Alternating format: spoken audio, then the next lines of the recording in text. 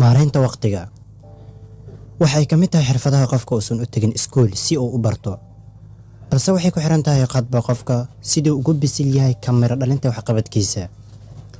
Si kastoo aad xariif u tahay, mar haddaadan u maarin karin waqtigaaga si wanaagsan, waxay ka horjoogsataa inaad howl walba ku qabato waqti cayiman.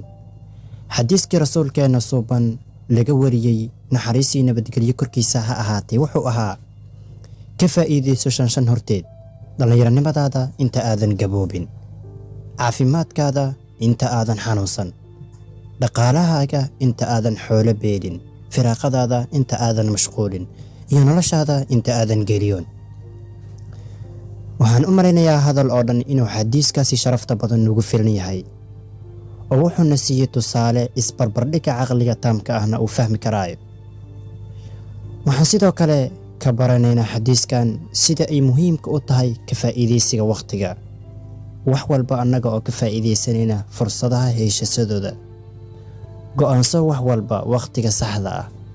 muhiimaddu waxay tahay in qofku uu maraayo wax walba waqtiga saxda ku ah, maxaa yeelay waxaa nolosheena ku xiriira waxyaalo fara badan sida xiriirka Alle subxaanahu wa tacaala, shaqo, qoys, asxaab, waxbarasho iyo waqtiga firaaqada.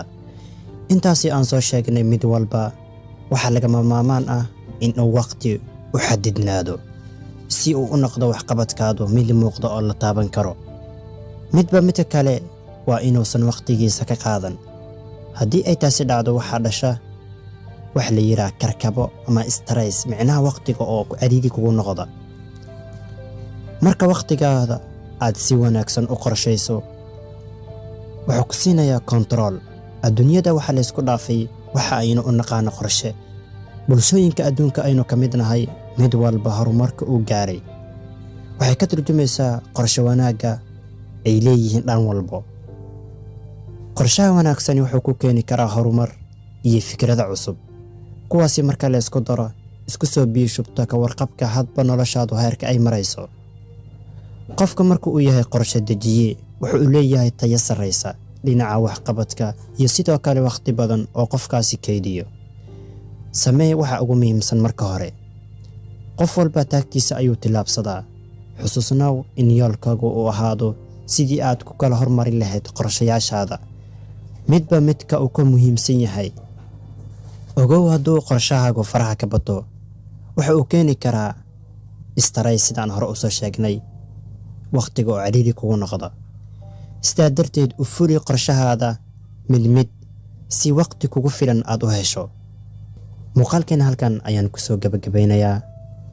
waxaa muuqaalkan ila wadaagayay anigoo ah Mahad Cali Cabdallah, halkaanina waa Xogside. fadlan haddaa ku cusub tahay ha ilaabin kanaalka inaad subscribe garaysato, gambalaalkana aad furato si ay kuu soo gaaraan muuqaalada aan halkan kasoo gudbinay joogtada ah. waana ku mahadsan tahay daawashada muuqaalkan.